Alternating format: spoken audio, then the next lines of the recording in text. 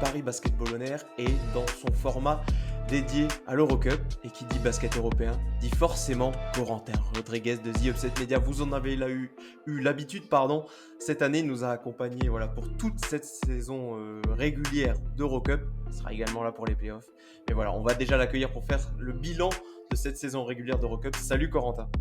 Bonsoir messieurs, très content d'être avec vous. Et voilà, nous sommes trois comme lors des derniers épisodes. Flavien est également en notre compagnie. Salut Flavien. Salut, t'as eu une bonne présentation, Corentin. Moi, la mienne, elle est moins sympa. Hein. Bon, parce que t'as trop l'habitude. Voyons. Et puis c'est Corentin la vraie star de ce podcast Eurocup. Pardon, c'est vrai. Voilà. Ah, je vais rougir. Voilà, Oh t'as là plus ce là. statut de role-player, alors que voilà, quand on fait nos débriefs, BetClick et Leak et tout, là, tu embrasses vraiment ton statut de go-to-guy de l'équipe. Donc voilà. J'accepte ma place sur le banc, il n'y a pas de problème. Voilà, t'es polyvalent, tu peux avoir plusieurs rôles. Mais voilà, donc pour Là, t'es ce. le vétéran qui donne les conseils, toi. Voilà, on va partir pour ce 5e numéro de notre émission du coup dédiée à l'Eurocup. On va revenir sur les 4 derniers matchs de Paris pour cette saison régulière, mais on va surtout revenir sur l'intégralité de cette première campagne européenne pour Paris, en tout cas pour ce qui concerne la saison régulière, puisque on le savait depuis déjà un petit moment, mais c'est un petit peu officialisé maintenant avec la fin de la saison. Il y aura des playoffs, on en reparlera plus longuement en fin d'émission. Mais donc voilà, on est tout de suite parti, petit jingle, et on va revenir sur cette première saison régulière d'Eurocup pour Paris cette année. Bonjour à tous, c'est Ismaël Kabagaté du Paris Basketball et aujourd'hui vous écoutez Paris Basketball On Air.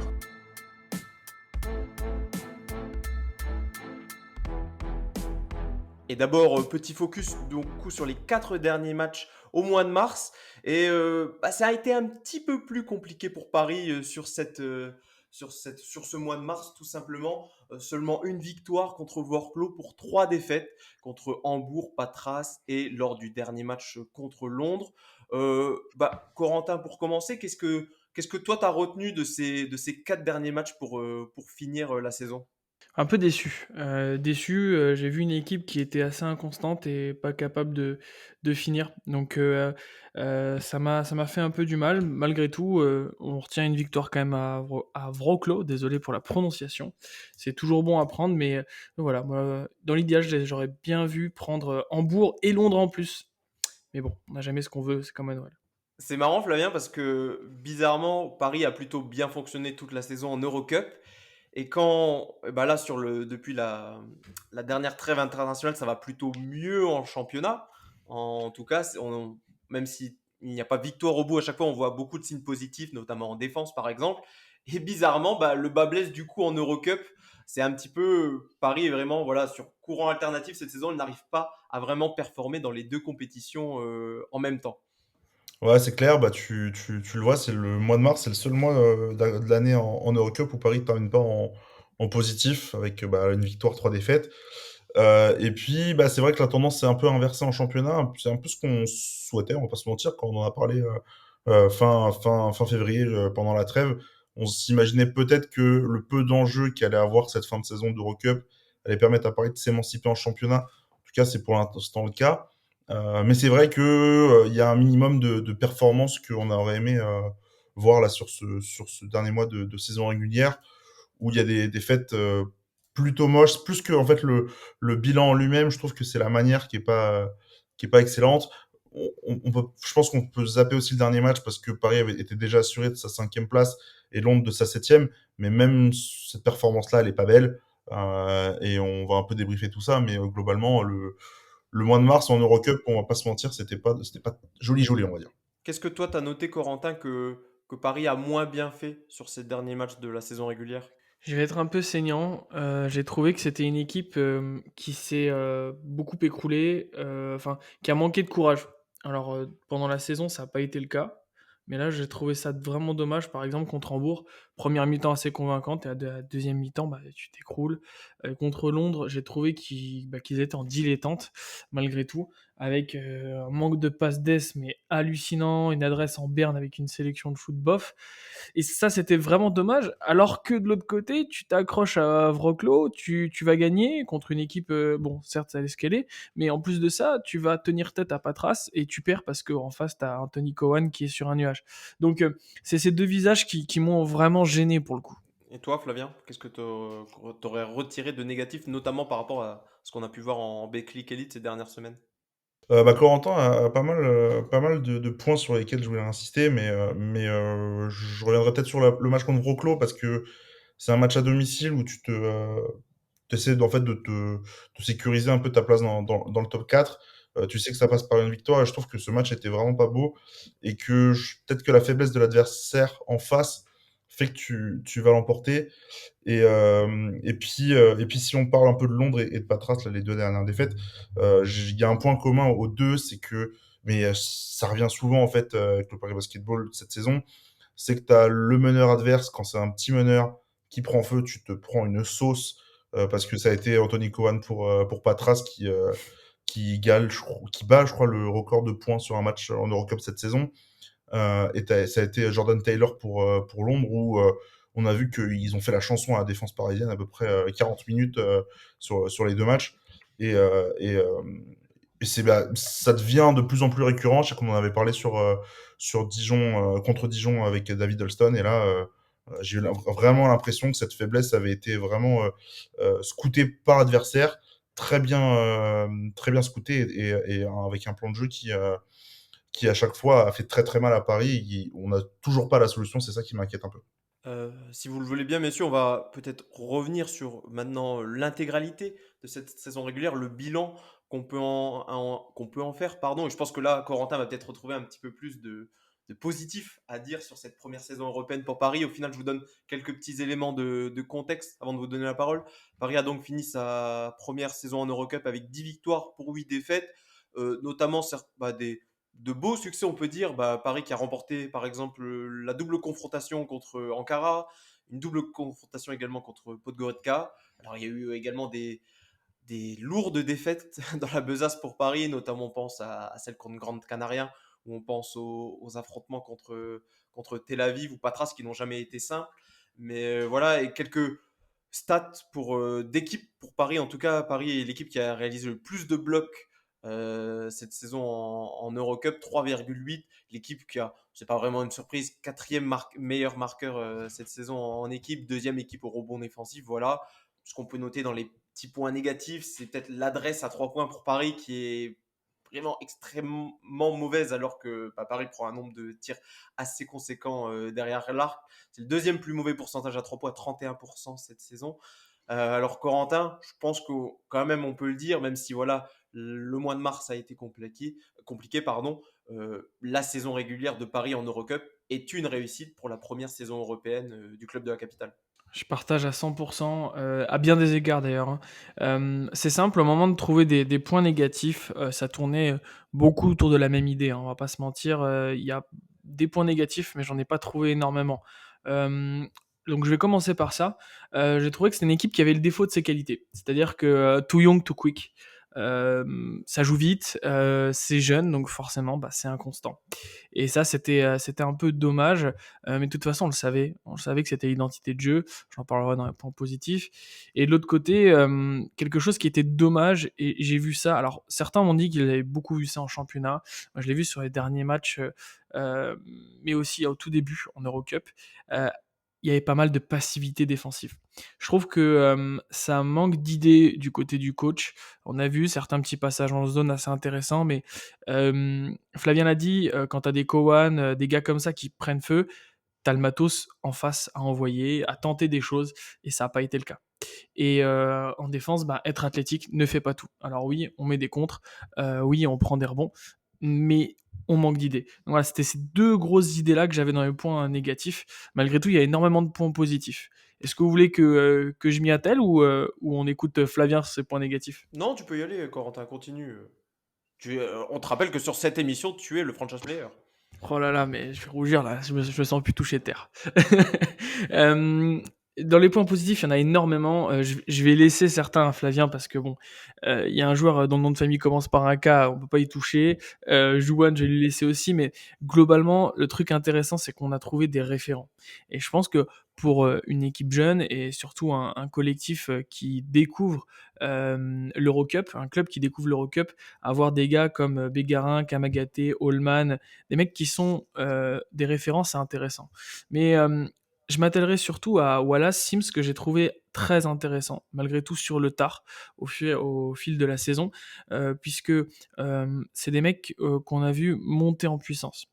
Euh, et surtout, j'ai trouvé aussi qu'il y avait quelque chose de très pertinent, notamment dans les choix de recrutement. Des choix très judicieux, Evans, Gegic, je trouve qu'ils apportent énormément de liens et font le sale boulot et ils vont à l'envie. Et c'est très important dans les équipes jeunes comme ça d'avoir des mecs qui mettraient la tête là où toi tu mets pas le pied, qui apportent de la stabilité, qui savent mettre la balle sous le bras quand il faut. Et ça, c'est super pertinent. Et j'ai adoré le fit de ces deux joueurs-là. Et puis enfin, on parlait d'une première saison réussie, il y a aussi l'impression visuelle. L'impression visuelle parce qu'en discutant avec quelques Italiens, quelques Espagnols ou des admirateurs des observateurs pardon, de basket européen, il y a aussi une identité de jeu qui est ressortie. Et ça, c'est très intéressant, ça te permet de te référencer au niveau européen et de tout de suite, en fait, attirer à toi, que ce soit la lumière, la communication, mais aussi de voir quel joueur pourrait fitter la saison prochaine, puisqu'on va pas se mentir, en Europe, il y a pas mal de mouvements. Donc voilà, tant sur l'effectif que sur l'impression visuelle, je suis très satisfait. Et puis en plus, les gars, Paris est en playoff. Je pense pas qu'en début de saison, si on avait dit ça, il y a beaucoup de personnes qui auraient éructé de joie à l'idée de se dire waouh, Paris va être en playoff, c'est sûr de chez sûr. Il n'y a pas grand monde qui aurait mis une pièce.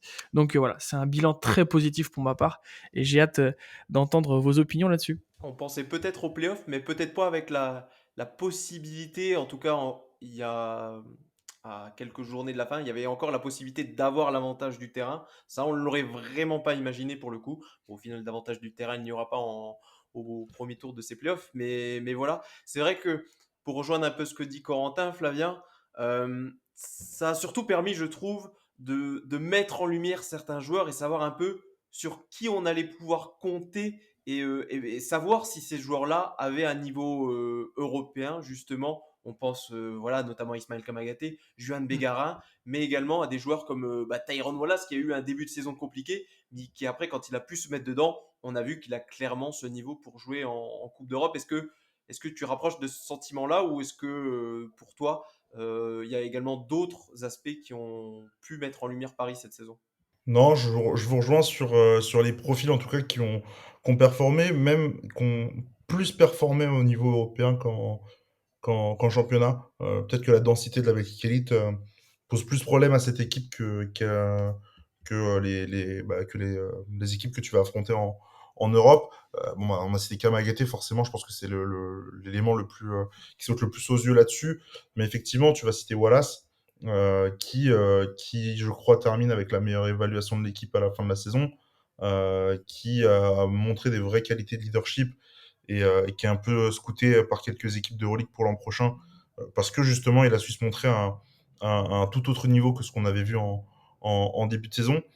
C'est vrai que dans la globalité, on peut difficilement donner du négatif de ce bilan, hein. Parce que même au-delà de avoir les playoffs aussi facilement, moi, c'est juste d'avoir un bilan positif, 10 victoires, 8 défaites, qui pour moi, et quand je me souviens, si vous réécoutez la preview de Rock Up qu'on fait en octobre, on est loin de se dire Paris va choper 10 victoires et aura acquis sa place en playoff au début janvier. Donc là, pour moi, c'est un premier bon point.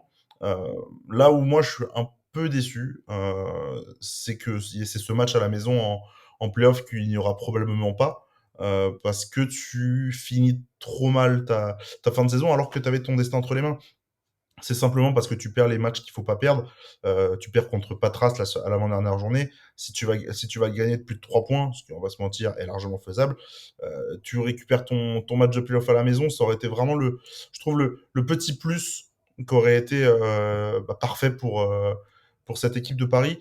Après, si je vais aller encore dans un autre petit point qui va en fait dans les limites de cette équipe parisienne, c'est elle a été très forte contre les équipes les moins fortes de cette Eurocup. Par contre, quand il a fallu se frotter à Grande Canaria, Tel Aviv ou Patras, là, on a vu quand même de grosses limites. Et c'est peut-être là où, sur la suite, ça va peut-être un peu déranger. Est-ce que Paris va être capable de remettre tout à zéro et de pourquoi pas faire un coup sur ces playoffs? En tout cas, sur une année 1 en Europe, il n'y a pas de doute sur le fait que tu as une saison extrêmement positive, tant sur ce que tu as pu montrer. J'aimais beaucoup ce que tu disais, Corentin, sur l'idée d'idée de jeu et de montrer comment toi tu joues aux autres équipes européennes pour qu'elles puissent s'identifier. Ça, c'est évidemment un point hyper important et qui va compter pour la suite des événements pour Paris dès la saison prochaine. Je vous rejoins très globalement, messieurs, sur tous les points que vous avez évoqués. Du coup, j'ai presque envie, vu qu'on est un peu sur ce bilan de la saison en général, avoir l'avis de Corentin là-dessus, parce qu'on l'a vu pas mal passer également sur les réseaux sociaux. C'est vrai qu'on était assez excités par cette Eurocup, la première pour Paris, mais au fil de la saison, on va dire que l'excitation par rapport à cette compétition a un peu décliné de par son format un petit peu particulier, avec une saison régulière qui s'éternise. Et après, bah voilà, on sait que les playoffs, ça va être des matchs couperets. Tu perds, t'es éliminé. Toi qui as un petit peu plus voilà, de connaissance de cela, Corentin, est-ce que tu comprends un petit peu Mmh. les critiques vis-à-vis de ce format et le fait que bah forcément, là, voilà, en plus, bah, Flavien le mentionne, Paris ne va pas jouer son huitième de finale d'Eurocup à la maison. Donc forcément, la hype, presque, elle diminue presque un peu, alors que tout, on va dire, pendant les trois quarts de la saison, bah, on a été plutôt enthousiaste pour cette première saison européenne pour Paris. Je comprends tout à fait. Il y a 2 facteurs. Le premier, c'est la culture du club. C'est une culture, assez, on va dire, ricaine dans l'âme. Donc, les gens ne comprennent pas le fait qu'il y ait pas de série, en play-off. C'est un fait. Malgré tout, il y a aussi deuxième chose, c'est le format. On s'est régalé, on a eu beaucoup de matchs, de poules, donc tu étais garanti, tu étais assuré d'avoir énormément de matchs européens. Donc ça, c'est cool pour une première saison, mais on reste sur un goût d'inachevé parce que et on touche du bois pour que Paris passe, si tu perds contre les 4 Belis, c'est fini et si tu gagnes, bah, tu encore derrière un match qui sera pas, à la maison. Donc au final, tu as un petit goût d'inachevé, dans la mesure de te dire: «Bon, bah, on a vu des matchs en championnat, c'était intéressant». C'était un peu à rallonge sur la fin et ils ont laissé passer quelques matchs et puis bon, ben, les matchs qui comptent eh ben, on les a pas à la maison. Donc je comprends tout à fait. Le format de la Basketball Champions League pour ça est différent et je le trouve, plus pertinent, je dirais, parce que tu as moins de matchs de régulière et puis, tu as des groupes qui changent, c'est plus pertinent. Mais je pense que si Paris fait une perf, c'est-à-dire ne serait-ce qu'une victoire face à l'IL4 Tbilissi, ce qui est largement possible, on en parlera tout à l'heure, les gens vont commencer à s'intéresser de nouveau. Et ça, ce serait super positif. C'est vrai qu'on se faisait la réflexion pendant la saison avec Flavien qu'on parlait, par exemple, le format de la BCL, par exemple, est un petit peu plus enthousiasmant, en tout cas sur la longueur, on a envie de dire, parce qu'on parlait plus de clubs comme Limoges. Alors bien sûr, Limoges a une forte réputation dans le championnat de France, donc forcément on en parle, mais même Strasbourg, Dijon, il y avait plus souvent bah, voilà, des matchs couperés pour continuer dans la compétition, et donc forcément, Flavien, bah, ça donnait un petit peu plus d'excitation, alors qu'on va dire que quand Paris a joué les 9 premiers matchs de la phase aller, on va dire que la phase retour, quand on savait qu'on allait jouer Trento ou Vorklo, bon, je t'avoue qu'on n'attendait pas ces matchs-là avec impatience et qu'on attendait plutôt celui du week-end dans Betclic Elite, n'est-ce pas, Flavien? Ah bah, il y a pas de doute, il y a vraiment pas de doute sur le fait que les matchs d'Eurocup, on va pas se mentir, on a perdu un peu d'intérêt. En tout cas, c'est pas ceux sur lesquels tu as un œil forcément, très très porté sur le match parce que, bah, tu sais déjà que tu es en playoff, tu sais déjà que tu vas pas viser le top de la poule parce que, tu as des équipes qui sont vraiment au-dessus en termes de régularité, de performance et d'effectifs. Et finalement, bah, c'est vrai qu'à partir, je sais pas, de la mi-janvier, vraiment à partir du moment où tu as déjà ta place dans les 8, tu sens vraiment, hein, l'intérêt un peu redescendre. Il y a aussi un fait pourquoi ça prend je trouve que ça a pas beaucoup pris l'Eurocup, pour Paris, c'est qu'à domicile, c'est toujours des matchs en semaine, c'est des jours où tu vas avoir du mal à remplir ta salle. Et tous les matchs d'Eurocup cette saison se sont joués avec 1000, maximum 1500 personnes. Et tu as des matchs en fait dans ta salle à Paris qui est pas non plus encore, qui est pas encore réputée pour être une salle qui fait du bruit, qui va être à fond derrière son équipe. Il y a des matchs où tu as des équipes qui sont venues, qui se sont déplacées avec des supporters, où tu te fais limite humilier dans ta propre salle. Je pense forcément à Tel Aviv. Il y a Podgorica qui est venu. Même les 25 Londoniens qui sont venus là, cette semaine ont fait pas mal de bruit. Et c'est pas pour enlever à ce que, par exemple, le COP, le COP des Parisiens peut proposer, mais en fait, il y a pas assez, je trouve que dans la globalité, il n'y a pas assez d'engouement sur les matchs d'Eurocup. Pourquoi? Parce que c'est le format, tout simplement. Le format est pourri. Si tu joues 18 matchs de saison régulière pour jouer un match de playoff, tu vas pas, et en plus, un match de playoff qui va pas être chez toi, tu vas pas réussir forcément à trouver de l'engouement sur des gens il faut amener ces gens-là dans ta salle pour qu'ils comprennent un peu comment tout fonctionne. Et si le format est aussi peu intuitif, ça va pas aider en fait à ce que ton club prenne vraiment cette ampleur d'une coupe européenne. Et je trouve là-dessus que c'est plus un mal qu'un bien en fait d'avoir un format où tu vas jouer 18 matchs. C'est cool de jouer des matchs européens effectivement pour t'aguerrir, pour ton expérience, etc. Maintenant, la valeur d'un match d'Eurocup contre la valeur d'un match en Betclic Elite, pour moi, je trouve qu'elle est quand même différente et elle pose question sur le format, forcément. Ouais, c'est sûr. Et puis si on prend de la hauteur, hein, on a 4 Coupes d'Europe. L'Euroleague est une marque maintenant, ligue semi-fermée, on sait ce qu'elle vaut, même si par rapport à la NBA, elle a quand même beaucoup moins de renommée. La BCL, tu as des clubs comme Limoges qui la jouent, donc quelque part, tu as quand même un peu de discussion, on en parle, c'est intéressant. Mais FIBA Europe Cup, bon, on n'en parle pas, enfin je veux dire, malheureusement, elle n'est pas très connue. Et l'Eurocup à côté, elle est un peu tristoune, donc c'est dommage. Ouais, elle est tristoun et on va dire que le seul intérêt de ce format un petit peu longué, c'est qu'on a pu voir les joueurs, en tout cas du Paris Basketball, sur un nombre de matchs assez important, donc ce qui permet d'en avoir une analyse assez précise. Et c'est ce qu'on voulait faire pour notre focus pour ce 5e numéro de notre émission, c'est choisir quelques joueurs que chacun d'entre nous, voilà, on avait envie de discuter un petit peu plus longuement. Et Flavien, je vais te redonner la parole. Et au suspense, tu vas nous parler de Ismaël Kamagaté. Ah, je suis vraiment, vraiment, les auditeurs, je pense qu'ils vont en Non, avoir non, marre, hein. on va croire que tu fais partie de sa famille bientôt. Ah non, mais moi, je m'appelle Flavien Kamagaté, c'est ça que vous avez pas compris, en fait. Il va se faire adopter. Non, plus globalement, Ismaël, pour être assez critique sur sa saison, elle est quand même pas forcément très très bonne, notamment en championnat où on l'a assez répété, je pense, cette année, mais je trouve pas forcément très bien utilisé par Will Weaver depuis son arrivée. On comprend pas trop en fait pourquoi il démarre du banc. Des fois, il va être titulaire, mais il a pas la balle, il va jouer 15 minutes, 20 minutes. C'est assez bizarre son utilisation. En Eurocup, en fait, son temps de jeu a très peu changé par rapport à ce qu'on voit en championnat. C'est que c'est seulement le 7e temps de jeu de l'équipe. Donc c'est pas un titulaire. Enfin, il a été plus de fois titulaire que remplaçant sur cette campagne, mais il joue moins que ses coéquipiers. Et pourtant, Ismaël, moi, je pense que si tu regardes un peu tous les profils qu'il y a autour, va recevoir le trophée de révélation de l'année en Eurocup. Pour moi, ça paraît assez clair. Il est 4e meilleur rebondeur de l'Eurocup. Il est 2e meilleur contreur. C'est le joueur le plus efficace au tir, donc en true shooting et en efficient field goal avec il est quasiment à 80% sur ces deux statistiques. Donc il est 2e et 1er dans les deux.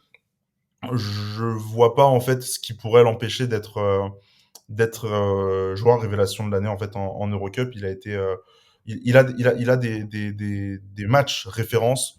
Il a un match où il plante 19 rebonds. C'est contre Hambourg à l'aller, vraiment. Et puis on va dire dans les adversaires, si tu regardes un petit peu qui était en fait nommé à la mi-saison par les GM pour avoir ce titre-là. Ça fait 3 de Nunes pour Ulm, mais qui a pas beaucoup de temps de jeu en Allemagne. Et puis c'est Ziga Samar avec Hambourg, qui lui est titulaire, enfin plus de minutes qu'Ismaël, par contre moins de production. Et Ismaël, c'est là où il a été fort, c'est qu'il a pas beaucoup de temps de jeu. mais qu'il est capable de stater, notamment au rebond et sur du scoring. C'est là où on l'attend de toute manière, et pour le coup, sa saison, en tout cas en saison régulière, a été très satisfaisante, et je pense qu'il confirme en fait ce qu'on a vu en championnat l'année dernière. C'est la révélation de l'année pour toi aussi en Eurocup cette année, Ismaël Kamagaté, Corentin? Ouais, sans aucune concurrence possible et imaginable. Alors, premièrement, parce que il y a Flavien qui a un pistolet sur ma tempe. Et la deuxième chose, c'est que je le pense. Et qu'est-ce qui t'a vraiment impressionné, toi, on l'a dit, il y a notamment son match à domicile face à Hambourg, qui est un petit peu son statement, on va dire. Mais qu'est-ce qui, toi, t'a vraiment marqué, peut-être toi qui le connais un petit peu moins que nous, qu'est-ce qui t'a vraiment plu dans ce qu'il a pu proposer cette année? En fait, alors je le connaissais défensivement, il apporte du liant. Il s'est amélioré énormément sur les pics, en fait, sur les, prendre, relâcher, sur, venir compenser, ça bon, il y avait un axe de progression, mais il s'est quand même amélioré, c'est déjà super. Mais je le trouve super efficace en attaque. Il prend ce qu'on lui donne, en fait, et quand il récupère des ballons, alors souvent c'est des secondes chances ou, c'est après un pic, et ben, ça finit souvent dedans. Et ça, je trouve ça très pertinent. J'aimerais voir ce que ça donne, parce que les gens vont avoir tendance à le caractériser comme un rim runner seulement. J'aimerais le voir dans les prochaines années, et pourquoi pas sur cette fin de championnat, mais enfin se dire, après le pic, tu vois, s'arrêter à mi-distance et prendre des shoots qui rentrent, en fait. Ça, ce serait super. C'est vraiment le truc qui le ferait passer euh, qui lui ferait passer un step, quoi, une étape supplémentaire. Mais je suis impressionné, moi. Très honnêtement. Et bon, on va pas parler de transfert, hein, mais j'espère qu'il va rester à Paris. Mais sinon, je me demande qui va s'intéresser à lui et dans quel rôle. Voilà. Donc, je pense qu'il y aura du monde au Portillon et je m'en fais pas trop pour son avenir. Alors, on préférait qu'il soit à Paris, mais je pense qu'il n'y a pas à s'en faire pour Ismaël Kamagaté. Corentin, je te propose peut-être de parler de deux joueurs qui me semblent que tu attendais pas mal quand on avait fait cette preview de la saison d'Eurocup. C'est alors on veut en parler. Je voulais qu'on en parle ensemble. C'est Kyle Allman et Tyrone Wallace parce que bah, eux deux, ils ont un petit peu porté la saison du Paris Basketball, que ce soit en championnat, que ce soit toute compétition confondue. Kyle Allman notamment en première partie de saison, quand on va dire que Wallace avait été dans sa phase d'adaptation. Et ben Wallace a pris son relais quand Allman s'est blessé. Et tout simplement, parle-nous de ces deux joueurs. Qu'est-ce que tu as pensé de Allman avait déjà connu une saison en compétition européenne avec Riga, mais pour Wallace, c'était tout simplement sa première sur le continent européen. Qu'est-ce que tu as pensé de leur saison respective? Alors bah, tu l'as parfaitement résumé, il y a eu un croisement, hein, malgré tout, les 2 ont des intérêts, Euroleague, mais pour je dirais des raisons différentes. Holman, premièrement, j'ai beaucoup aimé, son début de saison. Il faut lui laisser qu'il a quand même la classe. C'est des joueurs classieux, il n'y en a pas beaucoup, mais il est très versatile, il est capable de gestes, impressionnants. J'ai beaucoup aimé aussi le fait que, on l'a vu dans des matchs, notamment face à Ankara en début de saison, qui se mettent le cul par terre et qui défendent aussi. Et pour un mec qui a le profil typique du ricain qui vient pour faire des stats et se placer dans un gros club d'Euroleague, enfin un gros club d'Eurocup, pardon, ou des clubs type Baskonia, type Alba Berlin, type ces clubs-là, Žalgiris, en Euroleague, et ben ça fait du bien parce que il a pas été égoïste et il s'est donné. Donc c'est ces deux caractéristiques-là que j'ai vraiment adoré avec lui. Bon après les blessures font que, mais j'ai hâte de voir ce qu'il va donner la saison prochaine. Je pense que malheureusement on va pas le retrouver du côté de Paris, mais il a porté cette touche de scoring offensif, beau pléonasme, bravo. Cette touche de scoring qui m'a beaucoup plu. J'attends de le voir dans un autre rôle ailleurs l'année prochaine, mais voilà, il m'a vraiment impressionné. Franchement, je l'attendais pas à ce niveau-là. Et puis Wallace, alors très honnêtement, quand je l'ai vu arriver, je l'ai trouvé, comment dire, meneur de grande taille, gaucher. Je me disais bon, c'est intéressant, mais je le trouvais trop, qui perdait trop de ballons. Je le trouvais pas un peu en dilettante. malgré le physique et l'expérience NBA qu'il avait. Et au final, au fur et à mesure de la saison, je me suis dit, mais ouais, il a maturé le truc, il s'est adapté au championnat, et même si il conservait un effort défensif qui au début je trouvais restreint, il a progressé là-dessus. Et puis en attaque, que ce soit sur la deuxième passe, la passe avant la passe décisive, j'entends, les passes décisives après le pic, etc. Bah c'est beaucoup mieux, et il n'hésite pas à prendre certains tirs et à les mettre. Donc voilà, c'était vraiment ce croisement qui était intéressant, et de me dire les deux ont un rôle totalement différent. Wallace, s'il part en Euroleague, je le vois davantage un rôle en sortie de banc ou en deuxième meneur pour une équipe un peu moins référencée, mais qui a besoin d'un mec qui sache porter la gonfle. Tandis que Holman, lui, bon, voilà, on sait qu'il peut être une star en fait. Il peut vraiment être une star. J'espère juste quelque chose, c'est que s'il part, qu'il se retrouve pas dans un coin en Euroleague, dans le corner, et t'es une machine à shoot, tu fais que tirer. Parce qu'il est beaucoup trop classieux pour ça. Et le maillot de Paris lui allait tellement bien. Flavien, est-ce que tu es d'accord avec par le portrait tiré pour Wallace et Allman par Corentin? Oui, oui, complètement. Et peut-être que je serais un peu plus dur sur Wallace sur son début de saison en disant qu'il était à côté de ses pompes et il a fallu sa petite blessure pour après se remettre dans le jus. Mais c'est dommage parce qu'on les a eu très peu finalement ensemble en fait au même moment sur le terrain cette saison. Ils ont eu vraiment, ils ont dû avoir 3 semaines en décembre et puis peut-être 2 semaines en octobre. Donc finalement, si tu as un mois et demi euh, avec tous les deux sur le terrain, ça fait très peu. Le peu qu'on avait vu en fait quand ils étaient associés, moi je trouvais que ça rendait plutôt bien sur la pré-saison et sur le début de saison. Euh, et puis bah voilà, ça a bien repris les rênes de l'équipe.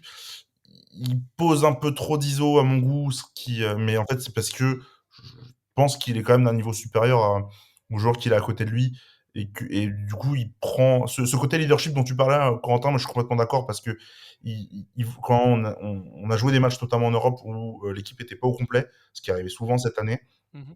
c'est lui qui va prendre les choses en main. Alors, il va pas tout bien faire, mais globalement, même s'il va pas, ça va pas se voir dans la production. Je trouve que ces matchs étaient globalement d'un niveau au minimum correct sur toute la saison. J'ai un exemple qui me vient en tête, c'était Hambourg, où Hambourg, je crois qu'il finit à peut-être 7 d'évaluation, mais autour de lui, enfin, je parle du match retour, mais autour de lui, le collectif était vraiment dispersé, et ça allait pas.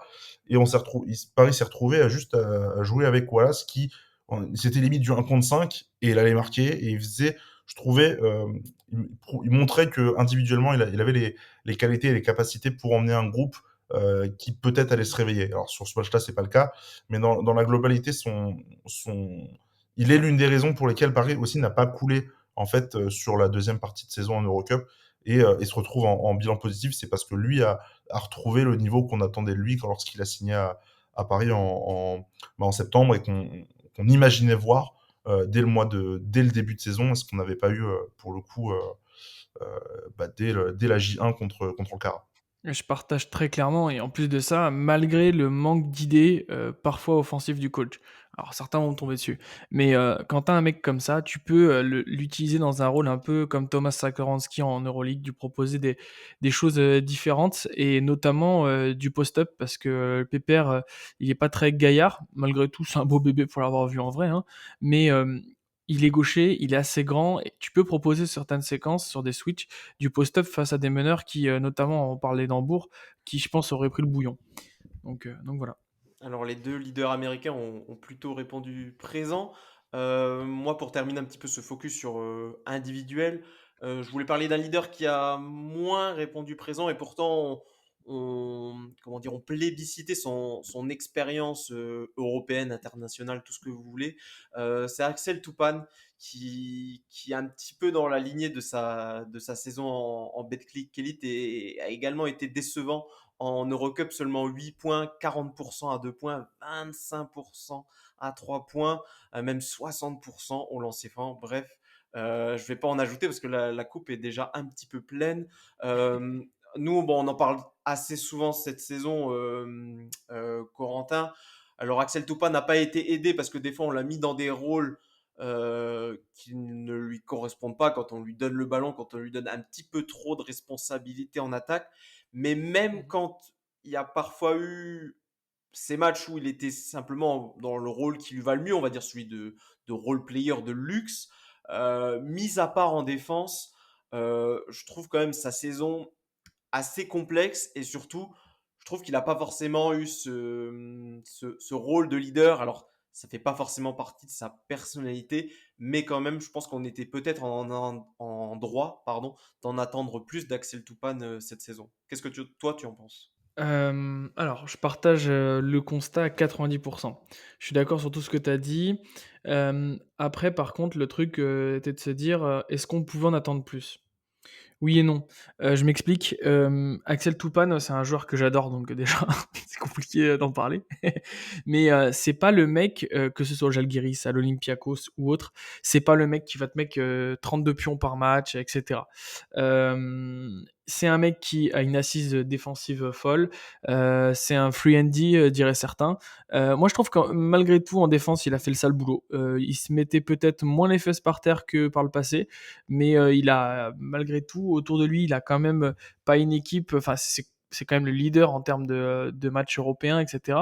Mais il a plutôt tenu la baraque en défense. Je trouve que par contre, c'est là que le bas blesse. Et en attaque, ouais. Ça, mais c'est aussi, ça vient peut-être du coach. Il y a un moment, il faut avoir de l'idée pour le mettre aussi en valeur en attaque, parce que bah, il est robuste le gaillard.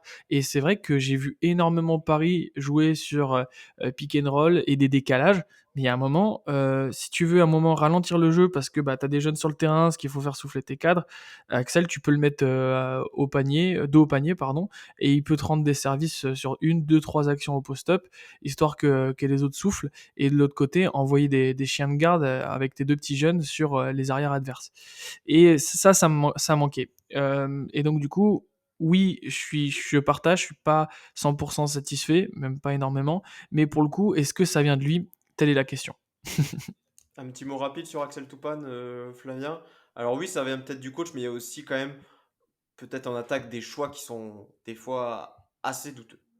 Ouais, je vais pas non plus sortir la sulfateuse comme d'habitude pour aller rapidement, mais oui, bah, mais tu l'as dit en fait dans ton intro quand tu cites les pourcentages au tir, tu te doutes que pour la qualité du joueur que c'est juste parce qu'aussi il y a des choix de tir, une sélection de shoot qui est pas bonne. Quand il est dernier pourcentage à 2 points de l'équipe avec 41%. Je compte vraiment que les joueurs qui ont joué pour l'équipe, hein. Je vais pas compter les jeunes ni Michael Roll par exemple. Il est à 41% à 2 points. Il est à 24% à 3 points, donc il a aussi les derniers. Au lancer franc, euh, il est à 58%. Il n'y a que Gigic qui fait pire. Tu vois en fait que. En fait, c'est surtout dans le nombre de shoots qu'il a, les shoots qu'il va prendre, tout en sachant qu'il n'a pas forcément la qualité technique pour les rentrer, où tu te dis, bon, il y avait quand même forcément mieux à faire, mieux à tenter que ce shoot, que ce side step à 3 points dans le corner, ou ce genre de situation qu'on l'a vu répéter et répéter, que ce soit en championnat ou en Europe. C'est pour rapidement revenir sur ce que Corentin a dit. Pour le coup, par contre, en défense, on voit quand même le changement quand il est là et quand il n'est pas là. Il apporte vraiment du lien aussi en défense. Mais moi, je trouve que sa production défensive, elle n'est pas suffisante par rapport à tout ce qu'il va lâcher en attaque. Je pense aussi qu'il a, à Paris, il n'y a pas non plus cette. Alors, il y a de l'exposition médiatique, mais différente que dans les autres clubs où je pense qu'il jouerait dans d'autres clubs, il recevrait vraiment beaucoup de critiques, notamment dans la presse. Là, on va pas se mentir que bah, Paris a. Ouais, voilà, typiquement, il jouerait dans un club comme Limoges, je sais pas s'il aurait fait toute la saison carrément à ce point-là, mais c'est vrai qu'à Paris, bon voilà, à part l'équipe qui vient vraiment de temps en temps, bah, il n'y a pas, on va dire que dans la presse, il n'y a pas à chaque match où on va, à part, on va dire, à part nous qui en parlons, sinon, bah voilà, forcément, ça joue également un petit peu. Voilà, on va tout doucement glisser vers la fin de cet épisode. Ça fait déjà quasiment une quarantaine de minutes qu'on discute. On va laisser la parole quasiment pour la toute fin à Corentin, puisqu'il va nous parler du prochain adversaire du Paris Basketball, qui sera donc Liet Kabelis, club lituanien qui va donc recevoir le Paris Basketball pour ce huitième de finale. La place est à toi, Corentin. Présente-nous cette équipe. Est-ce que, peut-être pour te lancer, est-ce qu'elle fait partie un peu de ce stéréotype des équipes lituaniennes, c'est-à-dire où il y a beaucoup comment dire, de joueurs peut-être pas très athlétiques, mais très bons shooters et qui vont un petit peu faire peut-être essayer de faire tourner la tête à Paris là-bas en Lituanie. Effectivement, effectivement. On est un peu sur une équipe stéréotypée. Alors, elle l'est beaucoup moins que la saison dernière, où ils avaient une équipe, je trouve, qui était plus homogène, mais qui était vraiment dans le shoot, hein. On se rappelle qu'il y avait Kaletsakis à l'époque. Pour vous la situer un peu, cette équipe, c'est la 3e équipe lituanienne, hein, en termes d'histoire, de passé, derrière le Žalgiris Kaunas, Ritas, Lietuvos Ritas, pardon. Et donc, du coup, il y a eux derrière. Ils ont une salle sympa qui est assez chaude, de presque 6000 places. Et très honnêtement, c'est un club que je suis depuis de nombreuses années, parce que, bah, c'est comme l'a dit, Lilian, c'est un peu stéréotypé leur jeu. C'est souvent, bah, voilà, des mecs assez, solides, mais tout de même, assez, des esthètes du jeu, quoi. Ça va être, ça fait tourner la balle et ça shoot. Alors, il y a beaucoup de choses à dire, je vais essayer d'être concis. La première chose, c'est qu'ils sont dans le top 5 dans aucune catégorie, que ce soit les points marqués, que ce soit les rebonds, etc.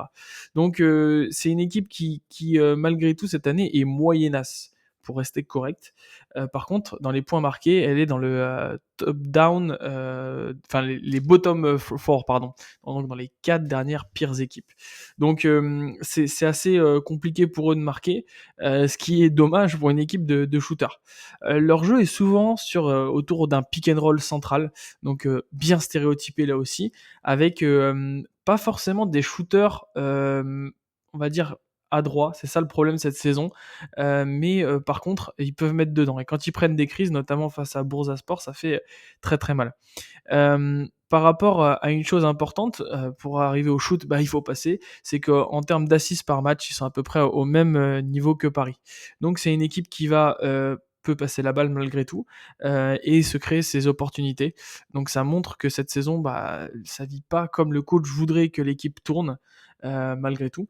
Et sur les postes 5, 2 pivots lourds au sol. Voilà, ils sont 5e au rebond offensif, mais c'est pas non, ça casse pas la baraque. Malgré tout, sur les postes 4, il y a beaucoup de 4 mobiles qui vont être énormément dans le shoot, avec Maldunas qui est très efficace à l'intérieur, et Sakic qu'on a pu voir à l'Euro, qui est un poste 4 croate qui aime bien artiller. Donc ça va être beaucoup de jeux de transition, avec malgré tout moins de qualité athlétique que Paris, pick and roll central, pas mal de shoot, et en défense, ils vont être assez inventifs pour essayer, on va dire, de compenser leur déficit. Un, athlétique, deux, je dirais de vitesse à l'intérieur. Et donc du coup, on peut voir des zones presse, ce genre de choses qui vont essayer de déranger le rythme parisien. Donc pour moi, la clé du match pour Paris, ça va être d'imposer son rythme du début à la fin du match. Chose qui n'est pas forcément aisée quand on connaît la chaleur des salles lituaniennes. Et voilà, une synthèse en 3 minutes par Corentin, très très précise, vous l'aurez déjà compris. Mais on va s'arrêter là, puisque, eh bien, puisqu'on on vous le tease déjà un peu. Alors, à voir la forme que ça prendra, on est en train d'y réfléchir, mais on effectuera une preview avant ce match de playoff pour Paris. Et donc, on reviendra beaucoup plus en longueur avec Corentin, on l'espère, sur cette équipe lituanienne et le match qui attend Paris en Lituanie, justement. Puis on vous le dira déjà, il y aura également un débrief un petit peu à la manière de ce qu'on peut faire pour la Betclic Elite. Donc voilà, les émissions Eurocup, bah, en tout cas pour la saison régulière, voilà, c'était la dernière, mais ça continuera pour les playoffs et à voir jusqu'où le parcours de Paris nous emmènera. Mais voilà, c'est ainsi que se termine cet épisode bilan de la saison régulière de l'Eurocup.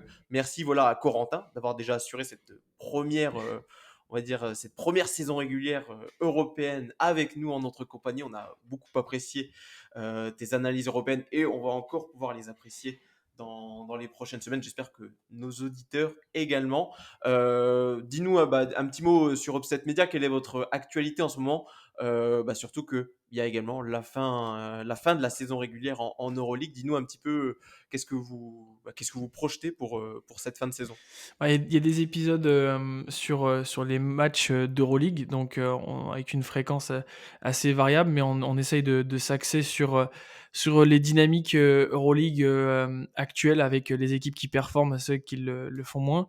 Et si vous avez regardé les dernières vidéos, bah, ça analyse beaucoup en fait, le jeu de victoire et défaite qui va permettre à certaines équipes de se qualifier ou pas, avec le run, de l'équipe stambouliote qui est double tenante du titre, l'Anadolu Efes, et d'autres qui essayent de faire un rush également pour monter dans le bateau, et certaines qui glissent. Donc voilà, c'est un peu l'histoire de l'Euroleague et de la densité de ce championnat. En tout cas, il y a quelque chose qui était très clair cette saison, c'est que j'ai pris un plaisir immense à collaborer à vos côtés, et j'espère que l'année prochaine, je serai également des vôtres. Vous m'avez régalé, ça passe vite. Oui, mais voilà, ne parle pas de l'année prochaine. Il y aura encore voilà, des échéances pour Paris cette saison et C'est tu seras vrai. bien sûr en notre compagnie. En attendant, bah, Corentin, je te remercie. On invite les auditeurs à aller suivre ce que vous faites sur The Upset Media, sur YouTube, sur les réseaux sociaux. Voilà, n'hésitez pas à aller également soutenir leur travail. Et nous, bah, comme je l'ai dit, on se retrouvera donc pour une preview du match d'Eurocup face à Liet Kabelis. Je vais y arriver. Match qui sera certainement le 12 avril par rapport au calendrier qu'on a regardé, calendrier qu'il y a en championnat pour Paris. Voilà, certainement, la rencontre se disputera le mercredi 12 avril. Et puis nous, on se retrouvera bah, juste avant pour parler de cette rencontre. En attendant, on vous dit à la prochaine. Bye bye. Ciao!